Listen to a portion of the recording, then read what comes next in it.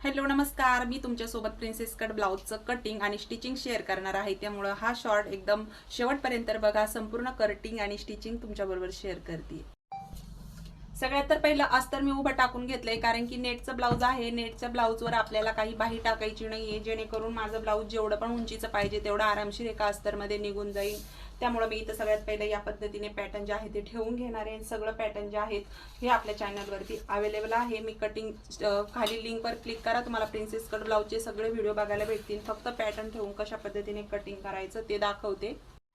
संपूर्ण ब्लाऊज या पद्धतीने पॅटर्न ठेवून आपल्याला कट करून घ्यायचा आहे. त्यानंतर बाही तुम्ही हाफ असेल तर तुम्हाला इथे कडानी बाहीला भरपूर जागा आहे, तर तुम्ही इथं आरामशीर हाफ बाही असेल तर कट करू शकता. तर मला इथं स्लीव्जला बाहीला टाकायचं नाहीये अस्तर, त्यामुळे मी इथं या पद्धतीने मोकळं ढाकळं ब्लाऊज जे आहे ते कटिंग करून घेणार आहे. कटिंग केलेलं अस्तर आपल्याला ब्लाऊजवरती असं बंद बाजूच्या साईडनी कट करून घ्यायचं आहे. मागील पार्ट पुढील पार्ट पण आपल्याला या पद्धतीने अस्तर ब्लाऊज वरती ठेवून कट करून घ्यायचं. आपण इथे हे पार्ट कट करून घेतले, बॅक पार्ट कट करून घेतला बघा. या पद्धतीने यामध्ये ही डिझाईन आहे, ही डिझाईन आपल्याला काढून घ्यायची. जी नेटला डिझाईन दिसती तुम्हाला ही आपल्याला काढून घ्यायची. आणि त्याच्यानंतर ही बाही आहे, तर ह्या बाही पण या पद्धतीने आहे. तर हिला अस्तर वगैरे काही टाकायचं नाही, आपल्याला छान अशी शिवायची आहे. आता इथं मी घेतली 2.5 इंच गळा रुंदी, उंची घेतली 7 इंच, शून 6.5 इंच तयार होईल. वरच्या साईडला गळा रुंदी ही घेतलेली आहे 2 इंच. आता आपण इथं आवडीनुसार गळा घेऊ.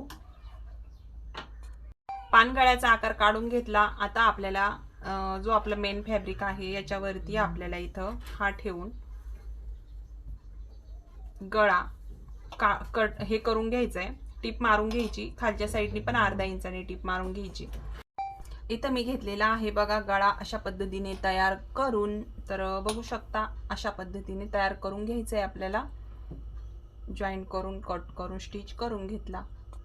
आता हे पार्ट आपल्याला समोरासमोर ठेवून या पद्धतीने अर्धा इंचाने टिप मारून याला पलटी मारून अशा पद्धतीने याला संपूर्ण स्टिच करून घ्यायचंय.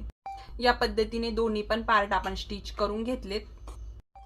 असा पार्ट ठेवून घ्यायचा आणि दोन्ही साईडचे 2 पार्ट ठेवून याला जॉईंट करून घ्यायचे. हा एक पार्ट या पद्धतीने ठेवायचा, हा एक पार्ट या पद्धतीने ठेवायचा आणि दोन्ही पण साईडने त्याच्या टिपा मारून घ्यायच्या आणि या पद्धतीने याला जॉईंट करून घ्या. तर बघा आपण पार्ट जोडून घेतला. तुम्हाला पुढून हुकलूक पट्टी टाकायची असेल तर पुढून टाका, पाठीमागून टाकायची असेल तर पाठीमागून टाका. मी इथं पुढून टाकणार आहे.